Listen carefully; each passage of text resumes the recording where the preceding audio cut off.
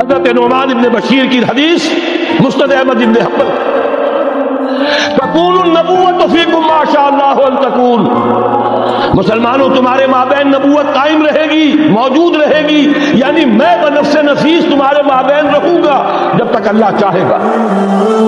ثم یرفع اللہ اذا شاء یرفعها، پھر جب اللہ چاہے گا نبوت کو اٹھا لے گا، یعنی میرا انتقال ہو جائے گا۔ دوسرے دور کی خبر دی، ثم تکون خلافۃ علی منہاج النبوۃ، پھر ایک دور آئے گا خلافت کا این نبوت کے نقش قدم پر، کوئی فرق نہیں ہوگا، وہی نظام جو میں نے قائم کیا ہے جوں کا تو قائم رہے گا، میرے نقش قدم پر وہ خلافت ہوگی۔ فرمایا وہ بھی رہے گا جب تک اللہ چاہے گا، پھر وہ بھی ختم ہو جائے گا۔ پھر فرمایا تیسرا دور آئے گا، ثم تکون ملکا عاظما، ظالم ملوکیت، بادشاہی، محل بنیں گے، ٹھاٹ جمیں گے، ظلم کا سکہ روا ہوگا، ناجائز قتل ہوں گے، حجاج ابن یوسف کے ہاتھوں سینکڑوں تابعی محمد ابن قاسم بلا کر شہید کر دیے گئے، ورنہ اسی وقت پورا یہ جزیرہ نما ہند جو ہے، انڈین پیننسولا، اس وقت پورا کا پورا مسلمان ہو جاتا۔ لیکن ملوکیت کو کبھی یہ برداشت نہیں ہوتا کہ کوئی شخص پبلک کے اندر مقبول ہونا شروع ہو جائے، پاپولر ہونا شروع ہو جائے، ان کے اقتدار کے لیے خطرہ ہو سکتا تھا۔ اسی دور ملوکیت میں واقعہ کربلا ہوا، حسین ابن علی رضی اللہ تعالی عنہما شہید ہوئے۔ اسی ظالمانہ حکومت کے دور میں واقعہ حرہ ہوا، مدینے کی بے حرمتی ہوئی 3 دن تک۔ اسی کے دور میں حضرت عبداللہ ابن زبیر رضی اللہ تعالی عنہما شہید ہوئے۔ میں اب کیا کیا گنواؤں؟ حضور نے جب فرمایا ثم تکون ملکا عاظما، کاٹ کھانے والی ملوکیت، یہ اسی کی شرح۔ فرمایا یہ دور بھی رہے گا جب تک اللہ چاہے گا، پھر جب اللہ چاہے گا اسے بھی اٹھا دے گا۔ پھر چوتھا دور آئے گا، ثم تکون ملکا جبریا، پھر بادشاہی ہوگی غلامی کے ساتھ۔ میں نہیں کہہ سکتا اس وقت صحابہ نے اس کا مطلب کیا سمجھا ہوگا، اب چونکہ یہ دور ہمارے سامنے سے گزر چکا ہے، بلکہ ایک اعتبار سے ہم اسی دور میں سانس لے رہے ہیں، لہذا بات سمجھ میں آ رہی ہے کہ وہ ملوکیت چاہے ظالم تھی، بادشاہ مسلمان تو تھے، کلمہ گو تو تھے، ان میں بہت اچھے اچھے بھی ہوئے ہیں۔ تاریخ انسانی میں مسلمانوں کے جیسے عمدہ مثالیں ہیں عمدہ بادشاہوں کی، شاید تاریخ کے اندر کوئی اور مثالیں پیش نہ کی جا سکے۔ لیکن یہ کہ اس کے بعد جو دور آیا، کہیں ہم تاج برطانیہ کے غلام بن گئے، ملکہ برطانیہ، شاہ برطانیہ، ہز میجسٹیز گورنمنٹ، ہر میجسٹیز گورنمنٹ، کہیں فرانس کے، کہیں اٹلی کے، کہیں ہالینڈ کے، کہیں اور کسی کے، فرانس کے، اس طرح سے پورا عالم اسلام جو ہے کولونیل دور کے اندر غلامی کے دور میں چلا گیا۔ یہ چوتھا دور تھا، لیکن یہاں تھوڑا سا توقف کر لیجئے۔ یہ چوتھا دور ایک درجے میں ختم ہو گیا ہے، کہتے ہیں دنیا والے کولونیل دور ختم ہو گیا، حقیقت میں ختم نہیں ہوا، براہ راست حکمرانی ختم ہوئی ہے، انڈائریکٹ رول جاری ہے، ریموٹ کنٹرول کے ذریعے سے وہی حکومت کر رہے ہیں، بٹن وہی سے دبتے ہیں، ہم جا کر جھولیاں انہی کے سامنے پسارتے ہیں، انہی سے کبھی سرمایہ کاری کی بھیک مانگتے ہیں، کبھی قرضوں کی بھیک مانگتے ہیں، ان کے چشم ابرو کے اشاروں کے منتظر رہتے ہیں، ہماری جنگ اور صلح ان کے تابع ہے، ہمارے تمام وسائل ان کے تسلط میں ہے۔ وہ دور ابھی ختم نہیں ہوا، فرق صرف یہ ہے پہلے براہ راست حاکم تھے، آج بالواسطہ حاکم۔ لیکن حضور نے فرمایا صلی اللہ علیہ وسلم یہ دور بھی ختم ہو کر رہے گا۔ یوں سمجھیے جیسے کراچی میں لانڈی کورنگی میں کئی نمبر آتے ہیں بسوں میں، Karachi Landhi number 1، Landhi number 2، Landhi number 3، پھر کہیں 3.5 بھی ہوتا ہے۔ آج ہم بیچ میں کھڑے ہیں اس چوتھے دور کے کہ کہ حضور کے قول کے مطابق ملکن جبرین، یا دور ابھی جاری ہے، نصف ختم ہو گیا ہے، نصف ابھی باقی. لیکن ایک بات تو بڑی تلخ ہے، ابھی بقیہ نصف میں بڑی قیامتیں گزرنے والی ہیں.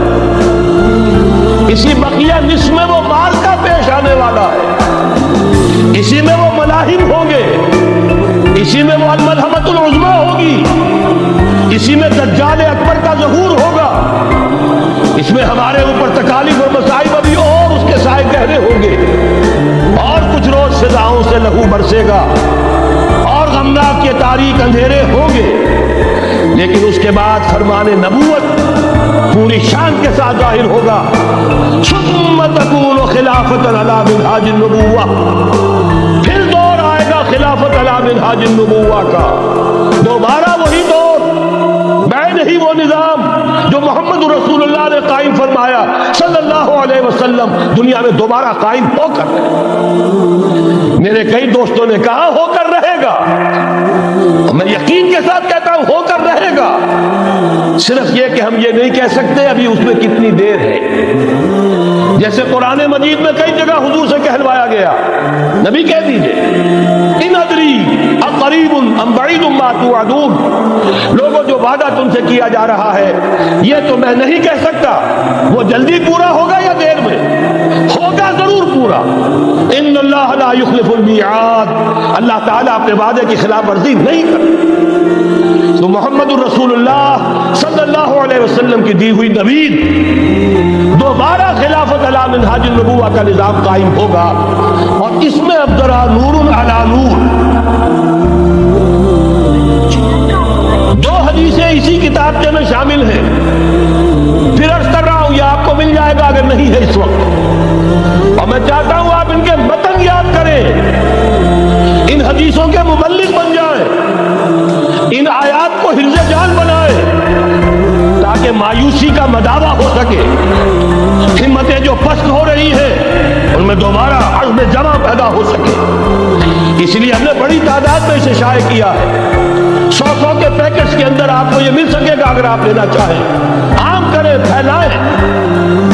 پہلی حدیث ہے مسلم شریف کی،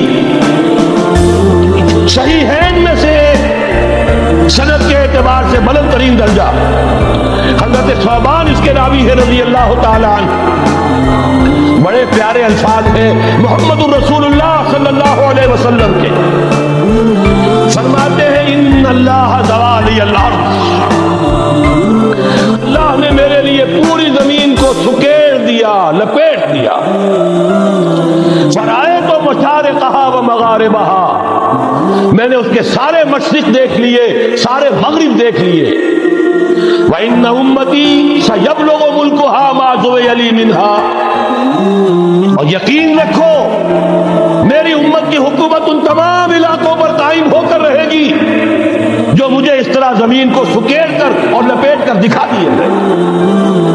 اب جس شخص کو بھی محمد کی رسالت پر ایمان ہے صلی اللہ علیہ وسلم، اسے کوئی شک نہیں ہو سکتا. دوسری روایت حضرت مقداد سے، یہ مسند احمد ابن حنبل کی روایت. حضرت مقداد رضی اللہ تعالیٰ عنہ فرماتے ہیں حضور نے ارشاد فرمایا لا يبقى على ظهر الارض بیت مدر ولا وبر الا ادخله الله کلمۃ الاسلام. اس روئے ارضی پر کوئی گھر نہیں بچے گا، نہ اینٹ گارے کا بنا ہوا نہ کمبلوں کا بنا ہوا خیمہ رہے گا جس میں اللہ تعالیٰ کلمہ اسلام کو داخل نہ کر. کل روئے ارضی پر ہر گھر میں اسلام داخل ہوگا. لیکن اس میں بڑی اہم بات ہے، ہمارے بعض دانشور آج جو گمراہیاں پھیلا رہے ہیں اس کا توڑ اس حدیث میں ہے، اور ہمیں صدمہ ہے. علامہ اقبال کا فرزند، اور وہ اس مغالطوں کو عام کر رہا ہے. اور بھی چھٹ بھئیے دانشور تھے، ان کی بات کی کوئی اہمیت نہیں تھی، لیکن اب وہی بات کہی ہے ڈاکٹر جاوید اقبال نے. اس حدیث میں اس کا توڑ ہے. اسلام کا غلبہ ہوگا تو کیسے ہوگا؟ بعز عزیز و ذل ذلیل، یا تو کسی عزت والے کے اعزاز کے ساتھ ہوگا اور یا کسی کمزور کی مغلوبیت کی بنیاد پر ہوگا. اما یعزہم اللہ، یا تو اللہ گھر والوں کو، خیمے والوں کو اعزاز عطا فرمائے گا. فیکونون من اہلہا، وہ اسلام ہی کے کلمے کو قبول کر لیں گے. وَإِمَّا يُذِلُّهُمْ، یا اللہ انہیں مغلوب کر دے گا. فَيَدِينُونَ لَهَا، اور ان کے لیے لازم ہوگا کہ وہ اسلام کی تابعداری اختیار کریں. یہی دو راستے ہیں. یہی سورہ توبہ میں بتایا گیا تھا.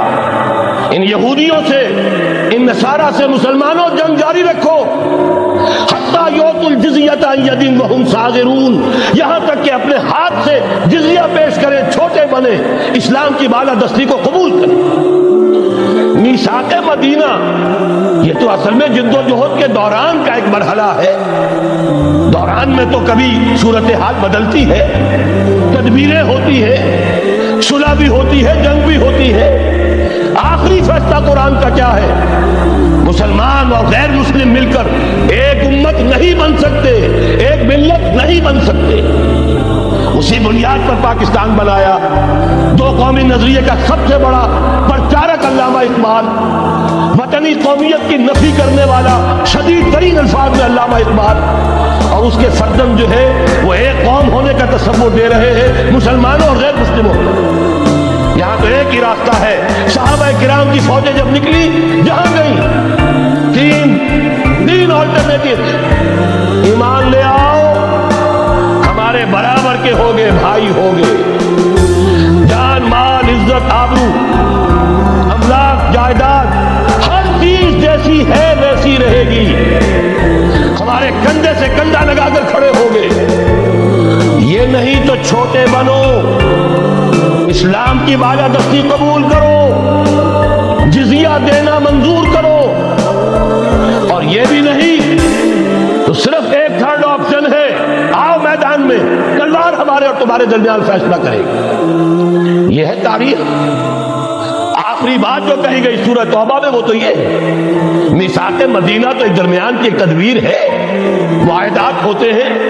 معاہدات تو مشرکین عرب سے ہوئے، جس کی کامل تنسیخ کی برات من اللہ ورسولہ الی الذین عاہدتم من المشرکین. سارے معاہدات آج ختم کیے جا رہے ہیں، اعلان عام کیا جا رہا ہے. کوئی معاہدہ نہیں ہے. باطل تو ہی پسند ہے، حق لا شریک ہے. شرکت میں آنا ہے، حق و باطل نہ کر قبول. علامہ اقبال تو یہ کہہ رہے ہیں. ہمارا ذہن میں رکھیے، حضرت مقداد کی اس حدیث نے بہت بڑا عقدہ حل کیا ہے. اسی لیے جب حضور سے یہ الفاظ سنے حضرت مقداد نے تو کہتے فقلت، میں نے اپنے دل میں یہ کہا، وَيَكُونَ الدِّينُ كُلُّهُ لِلَّهِ. یہ جو سورہ انفال میں الفاظ آئے ہیں، دین پورا کا پورا اللہ کے لیے ہو جائے گا. یہ تبھی ہوگا جبکہ کل روئے ارضی پر کوئی گھر نہ بچے، کوئی خیمہ نہ رہے جو یا تو اس کے گھر والے اور خیمے والے اسلام لے آئیں یا اسلام کی تابعداری قبول کر دیں، سب کے لیے تیار ہو. تب ہوگا. اسی کو اقبال نے کہا تھا جواب شکوہ میں، وقت فرصت ہے کہاں، کام ابھی باقی ہے، نور توحید کا اتمام ابھی باقی. لیکن یہ جو حدیث میں نے آپ کو سنائی ہے، علامہ اقبال نے در حقیقت انہی کا نقشہ کھینچا ہے. آسماں ہوگا سحر کے نور سے آئینہ پوش، اور ظلمت رات کی سیما پا ہو جائے گی. پھر دلوں کو یاد آ جائے گا پیغام سجود، پھر جب ہی خاک حرم سے آشنا ہو جائے گی. آنکھ جو کچھ دیکھتی ہے لب پہ آ سکتا نہیں، محو حیرت ہوں کہ دنیا کیا سے کیا ہو جائے گی. شب گریزہ ہوگی آخر جلوہ خورشید سے، یہ چمن معمور ہوگا نغمہ توحید سے.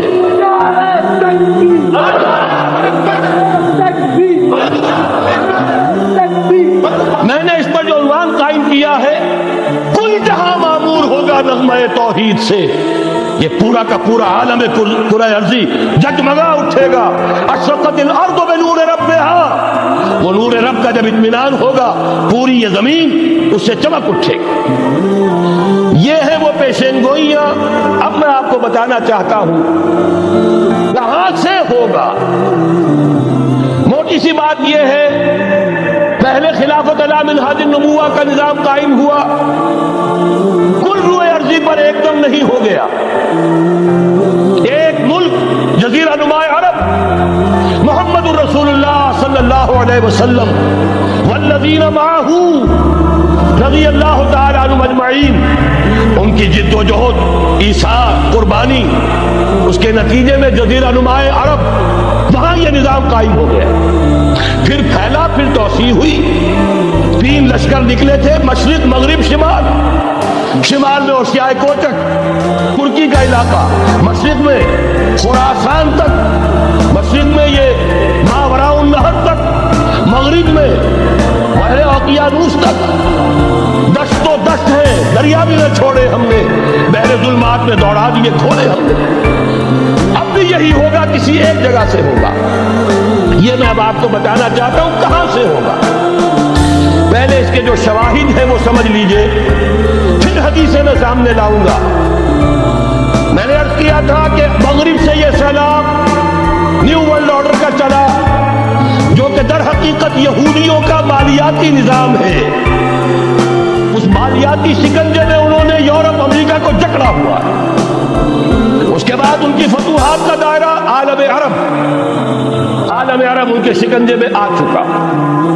अभी आपने खबरें पढ़ी होंगी, अब तो हजारों फंडामेंटलिस्ट सऊदी अरब में गिरफ्तार हो रहे हैं, उलमा गिरफ्तार हो रहे हैं। ये सारी हुकूमतें जो अमेरिका के एजेंटों पर मुश्तमिल हैं, दर हकीकत यही सबसे पहले अपने यहाँ के जो मुसलमान हैं, जिन्हें ये कहते हैं कि ये फंडामेंटलिस्ट हैं, सबसे पहले तशद्दुद इनकी तरफ से होगा।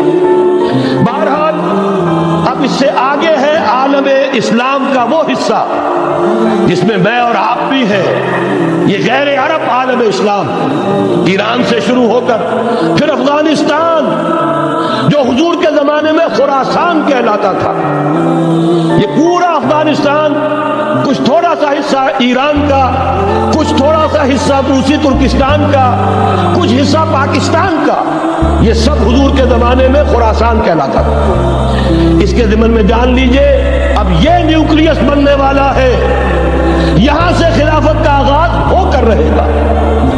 उसके शवाहिद क्या है? पहली बात नोट कीजिए, खत्म नबूवत के बाद सारा सिलसिला मुजद्दिदीन का है रहमहुमुल्लाह। 1000 बरस तक सारे मुजद्दिद आलम अरब में पैदा हुए। 11वीं सदी से ये सनम खाना हिंद, मुजद्दिदीन की आमादगाह, मुजद्दिद अल्फ़सानी रहमतुल्लाह अलैह, 11वीं सदी हिजरी या अल्फ़सानी, इसी के दूसरा 1000 साल वहीं से शुरू हुआ। कहाँ के रहने वाले थे?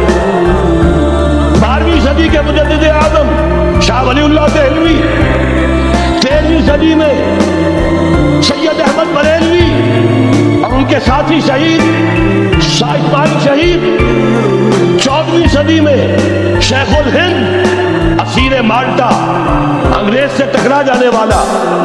ये मजमून हमने छापा था, अगरचे छपा था वो पाकिस्तान, रोजनामा पाकिस्तान में, हमने भी उसे छापा। अब दोबारा जो किताब का शाये किया है, इंग्लैंड में, इंग्लिस्तान में खिलाफत की आज़ान के उन्वान से स्पेशल एक जो है निज़ाए खिलाफत का इशू आया है, उसमें दोबारा रिपीट किया। उससे आपको अंदाजा होगा शेखुल हिंद की शख्सियत का। जर्मनी तक से उनकी गुफ्तगू चल रही थी, दारुल खिलाफा तुर्की से गुफ्तगू चल रही थी। हिंदुस्तान को आज़ाद कराकर दोबारा इसको एक दारुल इस्लाम की शक्ल देना, इसलिए कि उस वक्त तक आपको मालूम होना चाहिए हिंदू अभी सोया हुआ था। वो गुलामी का जो भी उसके ऊपर असर पड़ा था मुसलमानों की 1000 साला गुलामी का, उसकी वजह से उसमें कोई हौसला था ही नहीं। सियासत के मैदान में हिंदू अभी आया ही नहीं था। उस वक्त अगर कहीं वो तजवीज़ कामयाब हो जाती, वो बर्लिन प्लान, वो रेशमी रुमाल तहरीक, तो वाकया ये है कि 30 बरस और ये बर्रे अज़ीम पाको हिंद अंग्रेज का गुलाम न रहता। वो तहरीक नहीं। फिर ये कि अगर खिलाफत को खत्म किया गया तो एहतजाजी तहरीक चली तो यहाँ, और किस शद्दोमत के साथ, मौली अम्मा मोहम्मद अली की जान बेटा खिलाफत में दे दो, पूरा बर्रे अज़ीम पाको हिंद गूंज उठा। गांधी को शरीक होना पड़ा तहरीक खिलाफत में। कहां गांधी, कहां खिलाफत। फिर और शवाहिद नोट कीजिए, वो जो कॉलोनियल रूल बज़ाहिर खत्म हुआ है, तमाम मुसलमान ममालिक बज़ाहिर आजाद हुए, लेकिन कहीं भी तहरीक में इस्लाम का नारा नहीं लगा। صرف ایک جگہ پاکستان کا مطلب کیا؟ لا الہ الا اللہ. اور اس سے پھر گونج گیا پورا بر عظیم پاک و ہند، رات کماری سے لے کے درا خیبر تک اور ادھر مکران سے لے کر چٹاگان تک.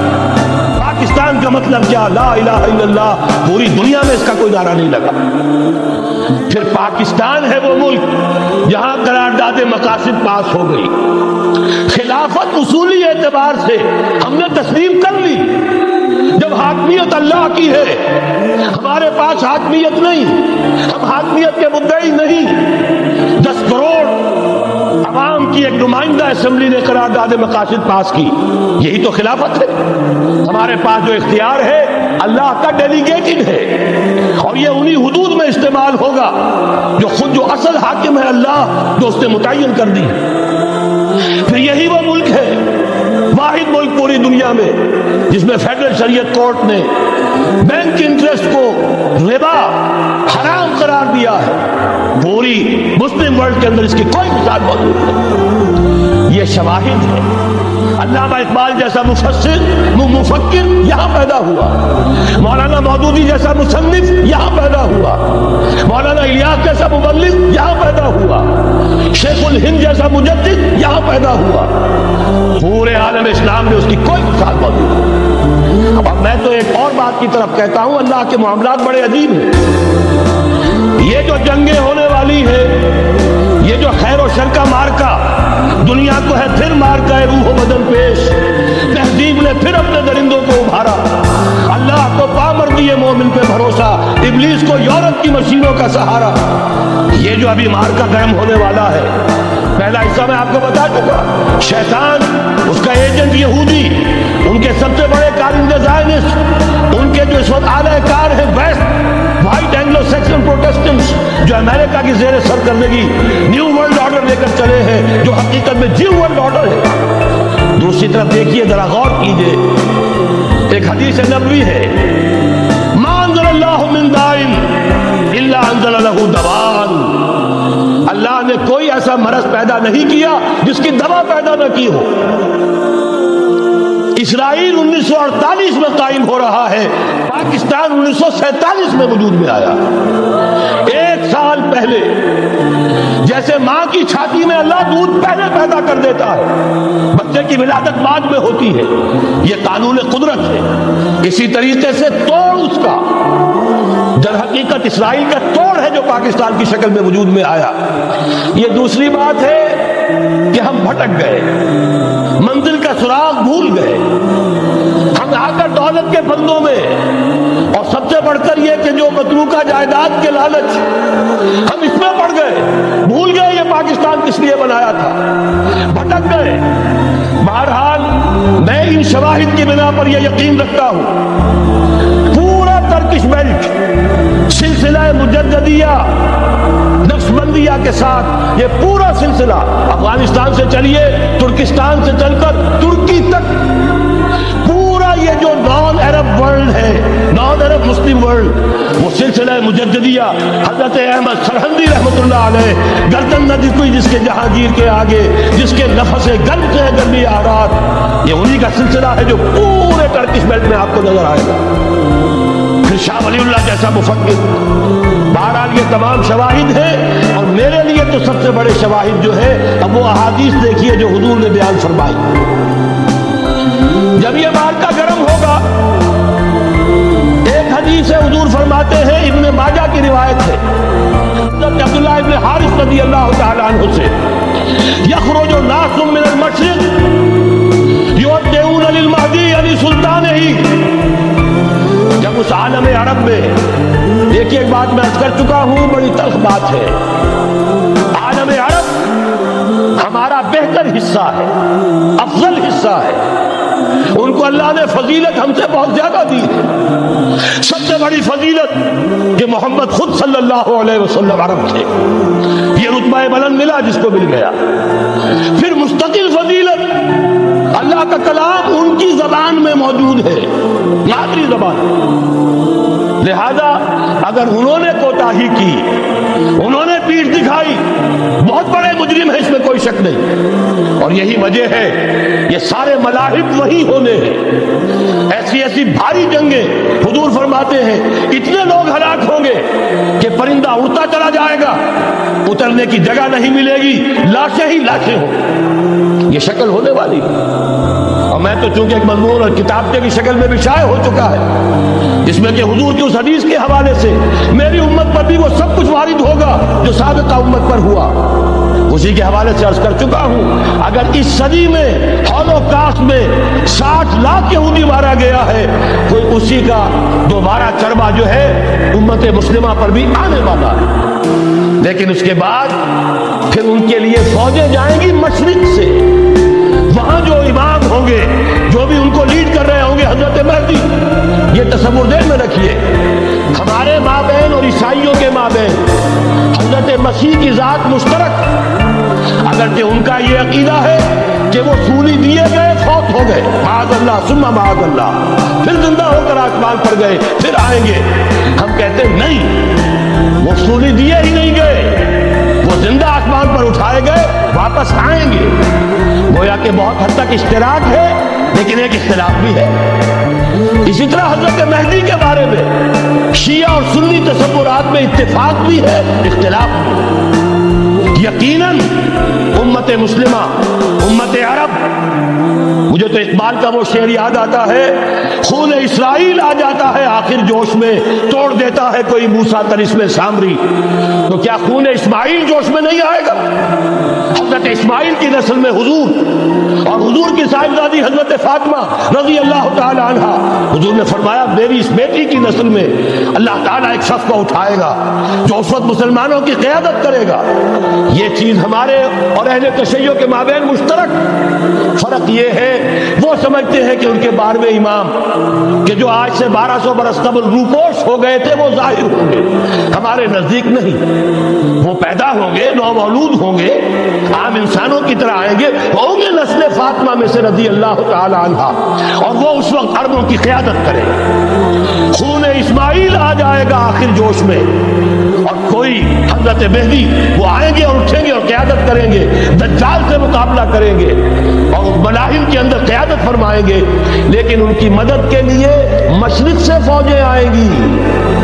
گویا کہ پہلے مشرقی کسی ملک میں یہ نظام قائم ہو چکا ہوگا، کوئی ایسی طاقت وجود میں آ چکی ہوگی کہ جب وہاں بھٹی دہکے گی تو وہاں کے مسلمانوں کی امداد مشرقی ممالک سے جائے گی۔ اور ایک دوسری حدیث میں، یہ تو ترمذی کی روایت ہے، کتب حدیث میں تیسرے نمبر پر کتاب یہی، صحیح بخاری، صحیح مسلم، پھر یہ جامع ترمذی، اس میں حضرت ابو ہریرہ سے روایت ہے، یخرج من خراسان رایات سود، خراسان میں بتا چکا ہوں حضور کے زمانے کا خراسان، افغانستان، کچھ حصہ پاکستان کا، کچھ روسی ترکستان کی آزاد ریاستیں جو ابھی ہوئی ہیں، تھوڑا سا حصہ ایران کا، یہ خراسان بزرگ، دی اولڈ گریٹر خراسان، یہاں سے فوجیں چلے گی، سیاہ علم برآمد ہوں گے اور کوئی طاقت انہیں روک نہ سکے گی، ان کا منہ پھیر نہ سکے گی، یہاں تک کہ وہ ایلیا حضور کے زمانے میں یروشلم کا نام تھا، یہاں تک کہ ایلیا میں جا کر نصب ہو جائے۔ گویا کہ یہ جو ہمارے ہاتھ سے نکلا ہے قبضے سے، پہلے بھی عربوں کے ہاتھوں سے نکلا تھا بیت المقدس، یروشلم، عرب واپس نہیں لے سکے تھے، کرد خون صلاح الدین ایوبی اس نے واپس لیا، عربوں میں دم نہیں رہا تھا، عیاشیوں کی وجہ سے کھوکھلے ہو چکے تھے۔ میں تجھ کو بتاتا ہوں تقدیر امم کیا ہے، شمشیر و ثنا اول، طاؤس و رباب آخر۔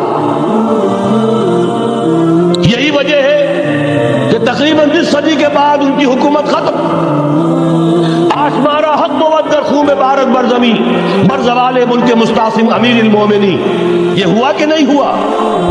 جبکہ آئے ہیں تاتاری ہورس، اور جنہوں نے کہ آخری خلیفہ بنو عباس اسے محل میں سے نکالا، ایک کھال کے اندر لپیٹ کر اور اپنے گھوڑوں کے سوؤں تلے کچل، عرب معدول کر دیے گئے تھے، لیکن اب دوبارہ عربوں کو جب سہارا ملا ہے، لیکن اب بھی انہوں نے کہیں اسلام قائم نہیں کیا، کوئی روس کا غلام رہا، کوئی امریکہ کا غلام رہا، کسی نے اس کا ساتھ دیا، کسی نے اس کا ساتھ دیا، تہذیب ہے تو مغربی، تمدن ہے تو مغربی، وضع میں تم ہو نصارہ تو تمدن میں ہنود، یہ مسلمان ہیں جنہیں دیکھ کہ شرمائے یہود، یہی معاملہ جب ان کا ہوا تو اب اللہ تعالیٰ کی طرف سے ان کے اوپر وہ عذاب کی بھٹی گرم ہونے والی، لیکن اس کے بعد پھر یہاں سے جائیں گے وہ جو ان کی مدد کریں گے، اور یہ ایلیا کو واپس لینے والے یہ مشرق سے چلنے والے لشکر ہوں گے۔ یہ دو حدیثیں ابھی سن لیجئے، اور تیسری حدیث یہ ہے، حضور نے فرمایا،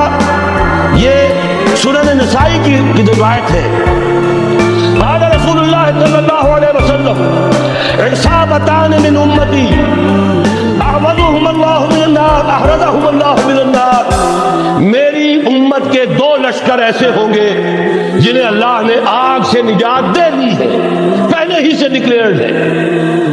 عصابۃ تغزو الہند، ایک لشکر کے جو ہند پر حملہ آور ہوگا، وعصابۃ تکون مع عیسیٰ ابن مریم علیہ السلام، اور دوسرا لشکر وہ ہے جو حضرت عیسیٰ کے ساتھ جا کر اور ان کے ساتھ مل کر یہودیوں کے خلاف جنگ کرے گا۔ میں اس حدیث کا جو مطلب سمجھتا ہوں واللہ عالم، یہ اسی علاقے میں جب انقلاب آ جائے گا، یہ علاقہ خراسان اور پاکستان، جب یہاں نظام خلافت قائم ہوگا، یہاں سے اسلام کی توسیع ہوگی، اور یہاں سے جانب مشرق ہند اور جانب مغرب یہ جو یہودیوں کا سیلاب آ رہا ہے، ان دونوں کا مقابلہ کرنے کے لیے انشاءاللہ العزیز، ورنہ یہ عصابتان جو ہے ایک حدیث میں جمع کرنے کی کوئی اور حکمت ہو نہیں سکتی، ورنہ تو ہندوستان پہ کئی لشکر آئے ہیں، لیکن یہ کہ در حقیقت اسی وقت جبکہ عالم عرب میں وہ بھٹی دہکے گی، اسی وقت یہاں انقلاب آ چکا ہوگا، ایک طرف یہاں سے مدد کے لیے لشکر جائیں گے کہ جو مسلمان عرب جو ہیں ان کی مدد کریں گے، حضرت مہدی کے جھنڈے تلے لڑیں گے، حضرت مہدی کی حکومت کو مستحکم کریں گے، جو اطیعون للمہدی، دوسری طرف وہ ہندوستان کی طرف پیش قدمی کریں گے، اور یہیں سے جیسے اس وقت سیلاب نکلا تھا جزیرہ نما عرب سے، ایک داہنی طرف ایک بائیں طرف، ایران، افغانستان، ترکستان، ادھر مصر، لیبیا، الجزائر، مراکش، موریتانیہ، اسی طریقے سے انشاءاللہ اسی علاقے سے اس کا آغاز ہوگا اور بات آگے بڑھے گی۔ تو غرب حاصل کیا ہے؟ یہ ہونا ہے، پچھلے آثار ثابت کر رہے ہیں کہ ہونا ہے، حضور کی احادیث بتا رہی ہے کہ یہیں سے ہونا ہے، ہوا صرف یہ ہے ہم بھٹک گئے، ہمیں اپنی منزل یاد نہ رہی۔ میں تو بہرحال ان لوگوں میں سے ہوں جنہوں نے نعرے لگائے تھے پاکستان کا مطلب کیا، لا الہ الا اللہ۔ میں سن 46 میں یہاں حبیبیہ ہال میں قائد اعظم نے مسلم اسٹوڈنٹ فیڈریشن کے جس اجلاس کو خطاب کیا تھا، ضلع حصار سے جو 2 ڈیلیگیٹ آئے تھے ان میں سے ایک میں تھا، میں نے بہرحال اس تحریک میں بھی حصہ لیا ہے، ایک ننھے کارکن کی حیثیت سے لیا ہے، پھر حالات کو بدلتے اپنے آنکھوں سے دیکھا ہے، ہم کہاں سے کہاں جا پہنچے ہیں۔ ضرورت صرف اس بات کی ہے کہ آج ہمارا حال یہ ہے، ہماری قیادت، ہماری سیاست ان لوگوں کے ہاتھ میں ہے کہ وہ فریب خوردہ شاہی کے پلاح و کرکتوں میں اسے کیا خبر کہ کیا ہے، تب وہ تاب جاویدانہ، ان کی تہذیب مغربی، ان کی ذہنیت مغربی، ان کی وضاقتہ مغربی، ان کا تمدن مغربی، ان کی سوچ مغربی، ان کے سارے اطوار مغربی، لہذا در حقیقت ایک تو یہ کہ ان سے چھٹکارا پانا، اور دوسرے یہ کہ در حقیقت مغرب کی تمام طاقتوں کو للکارنے کے لیے اس قوم کے اندر سے جذبہ ایمان، جذبہ جہاد کو برآمد کرنا، یہ 2 کام ہیں جو کرنے ہیں، اور اگر ہم یہ کر لیں گے، جیسا کہ میں نے آج آپ کو سنائی تھی، اللہ کا کوئی وعدہ غیر مشروط نہیں، ایمان اور عمل صالح، ایمان اور جہاد، یہ وعدے پورے کرو گے تو اللہ کا وعدہ بھی پورا ہوگا۔ لیکن ظاہر بات ہے جیسے یہودیوں نے یورپ کو فتح کیا اور آج وہ مغرب یہودیوں ہی کے زیر اثر ہمیں فتح کرنے پر تلا ہوا ہے، آج نوٹ کیجئے جس طرح 3 اطراف سے یہودیوں نے حملہ کیا یورپ پر، میں اس کا تذکرہ کر چکا ہوں، آج ہم پر بھی اسی طرح کا 3 pronged اٹیک ہے۔ نمبر 1، ایٹمی دانت نہ نکلنے پائے اس قوم کے، رول بیک کرانے کے لیے خاموش ڈپلومیسی، اس کے ہتھ کنڈے، کہیں ان میں طاقت نہ ہو جائے، کہیں یہ چیلنج کرنے کی پوزیشن میں نہ آ جائے۔ اپنے پاس ایٹمک ہتھیاروں کے انبار ہوں، لیکن کسی مسلمان ملک کے پاس آ گیا تو وہ اسلامک بام بن جائے گا۔ اگر وہ اسرائیل کے پاس ہے کوئی حرج نہیں، لیکن پاکستان کے پاس کسی صورت میں ہتھیار نہیں ہونا چاہیے۔ کمزور رکھو، ہمارے دستے نگل رہے، ہماری ہی مرضی پر، ہمارے چشم ابرو کے اشارے پر حرکت کرے۔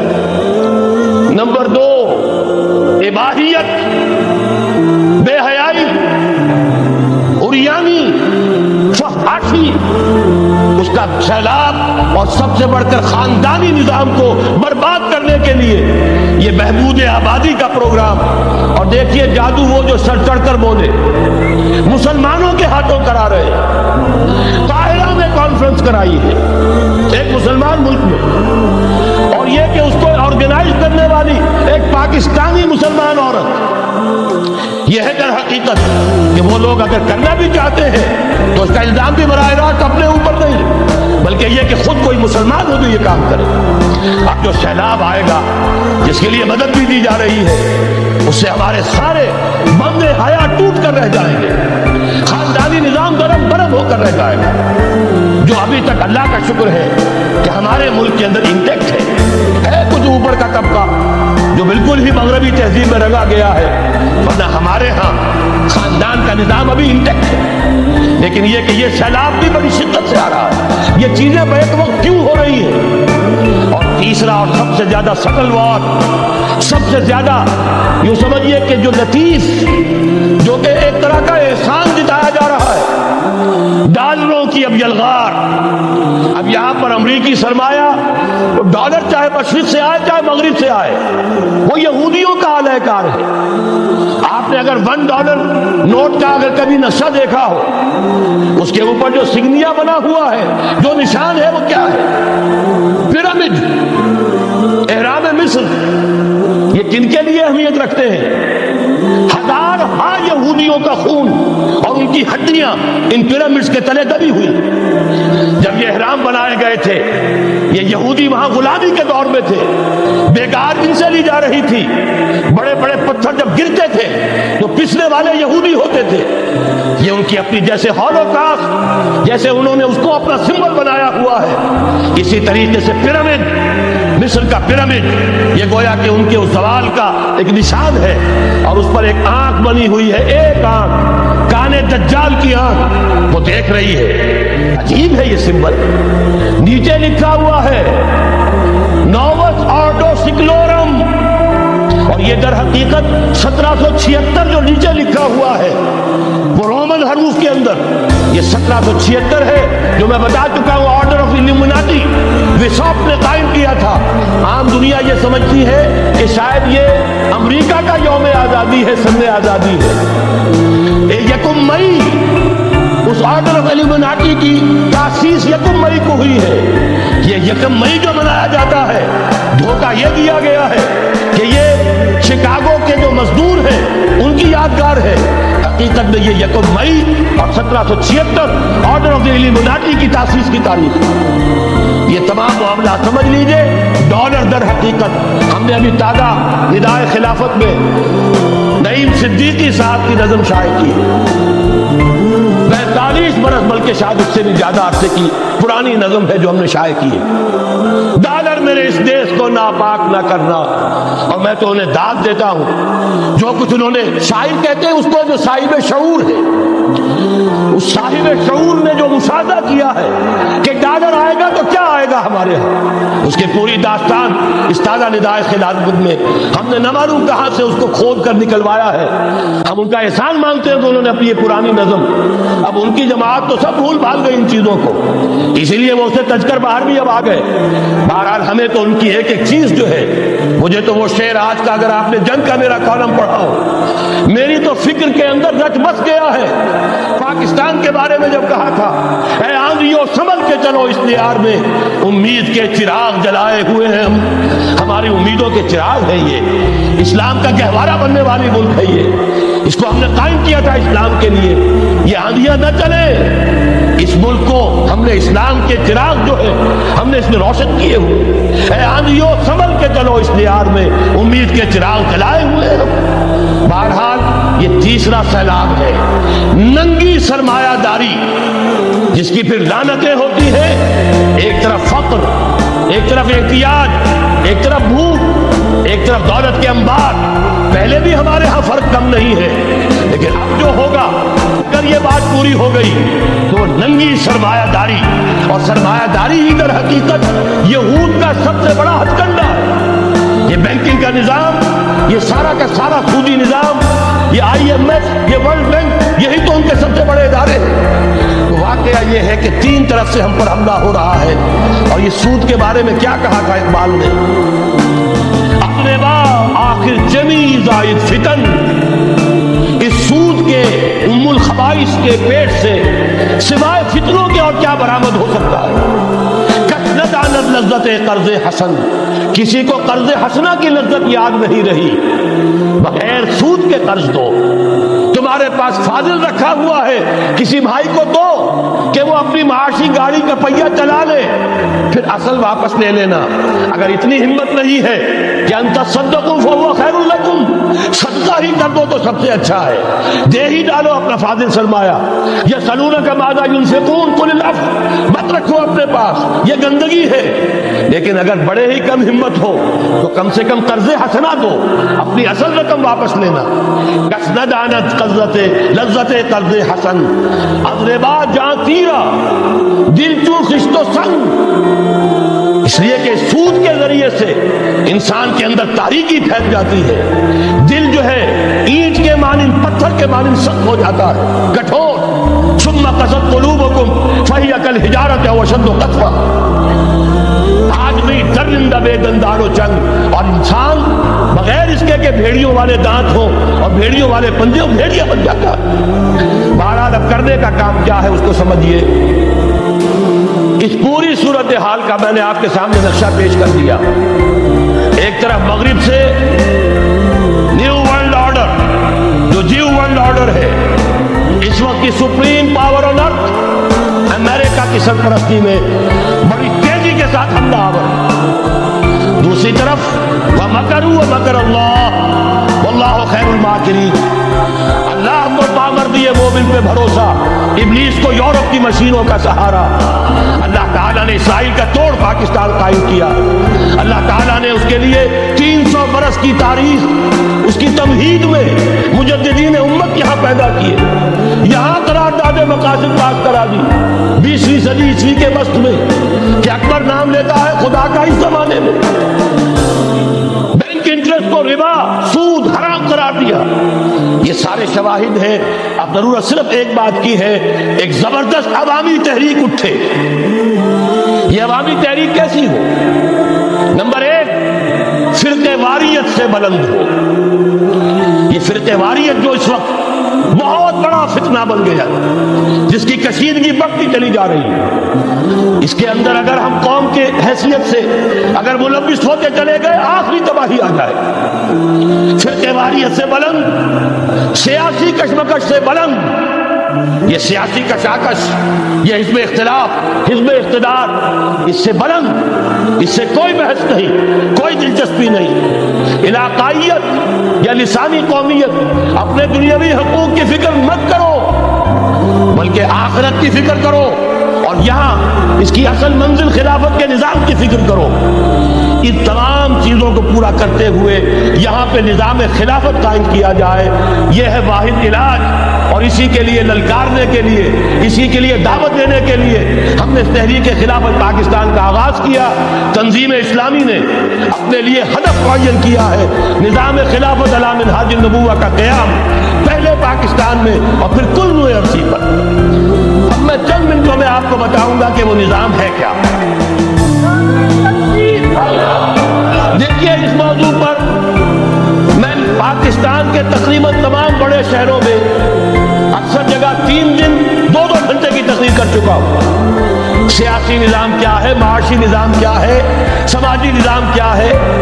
खिलाफत अब कायम होगी जो बहरहाल 1400 बरस कब्ल की खिलाफत और आज की खिलाफत, वक्त के दरिया में बहुत सा पानी गुजर गया है। उसूल वहीं के होंगे, फंडामेंटल वहीं के होंगे, तफसीली खाका बनेगा इस जमाने के तकाज़ों के मुताबिक। तो मेरे वो तकरीरें वीडियो की शक्ल में, ऑडियो की शक्ल में, उर्दू में, अंग्रेजी में, शिकागो में 20 घंटे का प्रोग्राम पिछले साल रिकॉर्ड करा के आया। अल्लाह का फजल है कि वो फैल रहा है मामला। अब मगरिब में अज़ान खिलाफत बुलंद हो रही है, उसका तज़किरा मैं बाद में करूंगा। बहरहाल वो तो तफसीली बात है। यहां मैं चंद मिनटों में सिर्फ अलजबरा के उसूलों की तरह चंद बातें बता रहा हूं। जो भी आपका आज निज़ाम है, 3 शर्तें पूरी कर दीजिए, वो खिलाफत बन जाएगा सियासी और दस्तूरी एतबार से। नंबर 1, हाकमियत अल्लाह की, और अल्लाह का शुक्र है ये हम कर चुके। अल्लाह जज़ाए खैर दे जिन्होंने मेहनत की थी, अल्लाह जज़ाए खैर दे जिन्होंने वो तहरीक उठाई थी मतालबा दस्तूर इस्लामी, और फिर जिन्होंने मदद की थी, अल्लाह ताला उन्हें जज़ाए खैर दे। बहरहाल वो अब हमारे दस्तूर का हिस्सा है, हाकमियत अल्लाह। अलबत्ता अगला कदम हम आज तक नहीं उठा सके। उस हाकमियत का ज़हूर कैसे होगा?